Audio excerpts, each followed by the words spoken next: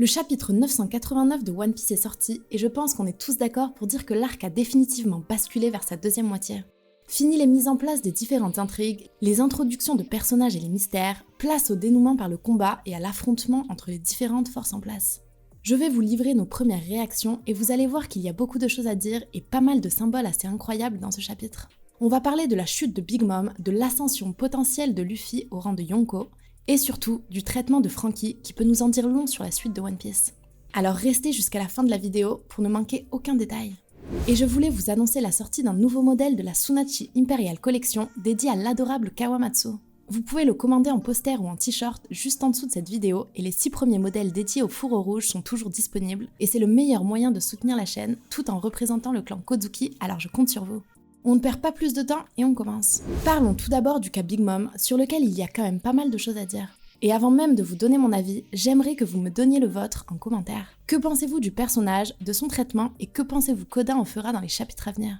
J'attends vos réponses nombreuses pour aborder le sujet ensemble en vidéo. On avait déjà abordé le sujet et on se demandait ce qu'Oda essayait de faire avec ce personnage car la direction qu'elle prenait était assez étrange, voire ridicule.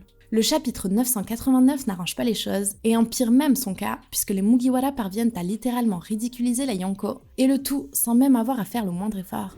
C'est complètement indigne du statut de Yonko et ça va même dans la suite logique des événements qui montrent Big Mom comme un personnage secondaire depuis le début de l'arc. C'était déjà à ses limites durant l'arc Whole Cake, où Big Mom était présentée comme extrêmement puissante mais totalement instable, ce qui enlevait une bonne moitié de la menace qu'elle représentait. Son arrivée sur Wano, où tout son équipage est balayé par King, a enfoncé encore un peu plus le clou, et depuis son alliance avec Kaido, elle semble carrément faire partie de son équipage et ne plus rien diriger du tout. C'est assez triste pour ce personnage qui nous s'était présenté durant de longues années comme un Yonko assez spécial, puisque sa puissance venait de son influence à travers les mers qu'elle gagnait grâce au mariage arrangé de ses enfants. Une influence qui n'a jamais réellement été présentée comme une menace au final, et c'est bien dommage, car ça aurait pu donner lieu à des retournements de situation assez épiques. Même parmi ceux qui défendaient jusque-là Big Mom, en disant qu'elle n'avait pas encore montré ce dont elle était capable, et qu'elle nous réservait des surprises, il y en a peu qui semblent encore convaincus de ça après ce chapitre 989. De notre côté, je pense toujours qu'il reste 2 issues pour ce personnage.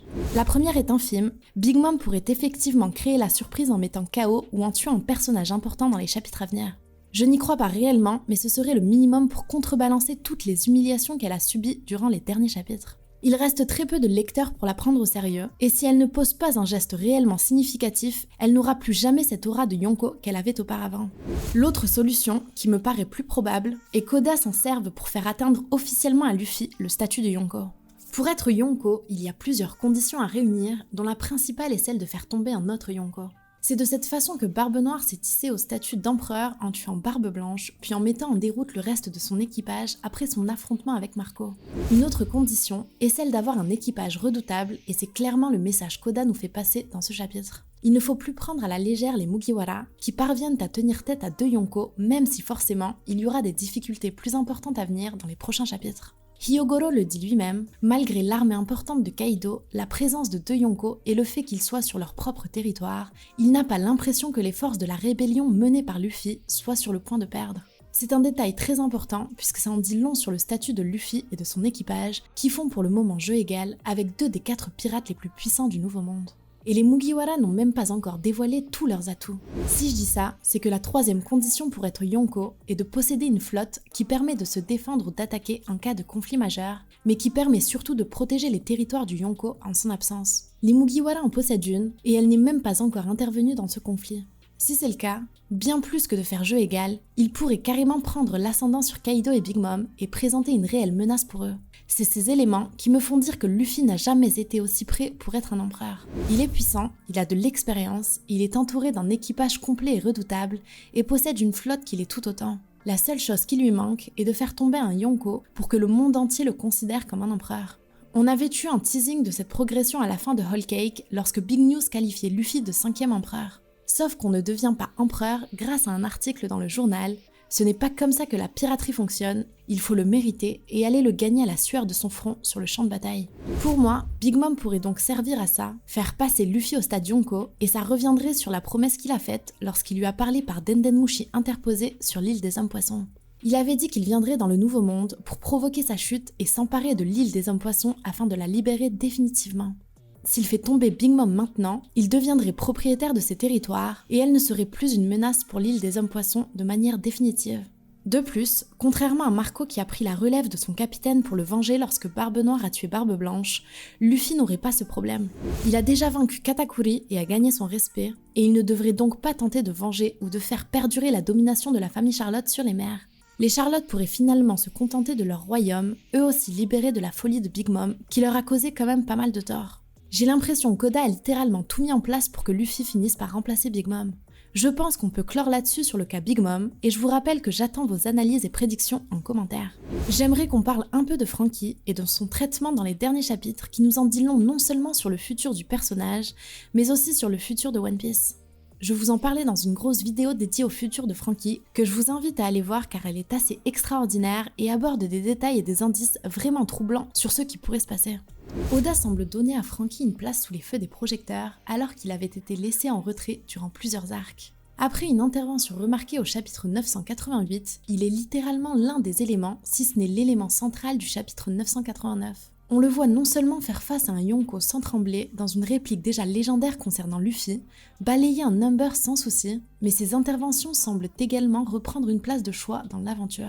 Ma théorie personnelle est que ce traitement n'est pas destiné à faire briller Franky tout de suite, mais à redorer son image et lui faire retrouver une place dans le cœur des fans pour préparer des événements qui auront lieu bien plus tard dans le manga. Je reste convaincue qu'un arc centré sur le docteur Vegapunk et donc sur Franky verra le jour, et que c'est à ce moment qu'il sera au top de sa popularité.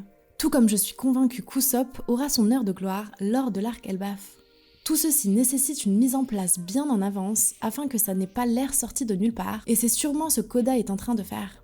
Il n'y a qu'à voir la réaction des fans pour deviner que Franky va avoir droit à un gros regain de popularité, et c'est une très bonne chose s'il est voué à être l'un des éléments les plus importants d'un futur arc.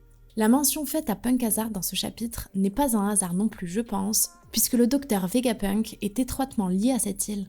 Si c'est le cas, je trouve que c'est extrêmement intelligent de la part d'Oda de procéder de cette façon.